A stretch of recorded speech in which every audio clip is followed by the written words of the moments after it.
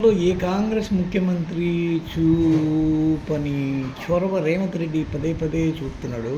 అదేమంటే మోడీని కలుస్తాడు, అదేమంటే అమిత్ షాని కలుస్తాడు. సరే కోమటిరెడ్డి వాళ్ళు ఈ విధంగానే బీజేపీ లీడర్ని కలుస్తూ ఉంటారు తరచూ. వాళ్ళంటే కాంట్రాక్ట్ పనుల మీద వాళ్ళకంటూ కొన్ని ప్రాబ్లమ్స్ ఉంటాయి కాబట్టి బిజినెస్ పరంగా వాళ్ళు ఏదో కలుస్తుంటారంటే ఒక అర్థం పర్థం ఉండేది. కానీ ఈ రేవంత్ రెడ్డి బ్యాక్గ్రౌండ్ చూస్తే ఆర్ఎస్ఎస్ ఈయన కానీ కొంపదీసి మరో షిండే అవుతాడా ఏందనేది ఒక ఆందోళన ఉంది. ఒక పక్క చూస్తుంటే ఇక్కడ కాంగ్రెస్ తిరిగి కోలుకునే విధంగా లేదు. ఈయన చేస్తున్న హైడ్రా అరాచకాలకి పొరపాటున ఒక 34 మందిని తీసుకొని వెళ్ళిపోయి ఒక కూటమి కట్టి మహారాష్ట్రలో షిండే ఏ విధంగా కానీ చేశాడో ఆ విధంగా కొత్త ప్రభుత్వం ఏర్పాటు చేసుకొని స్వతంత్ర నేతగా ఎదుగుతాడా ఏందా అనే దాని మీద చాలా పెద్ద ఎత్తున చర్చ జరుగుతోంది. దానికి తోడు కాంగ్రెస్ కూడా రేవంత్ రెడ్డి అరాచకాల మీద సీరియస్ అవుతున్నట్టు పైపెచ్చి బట్టిని ముందుకు దూస్తున్నట్టుగా కూడా చెప్తున్నారు. ఓవరాల్గా రేవంత్ రెడ్డి ఏంటి ఇలా కలవడంలో అంతర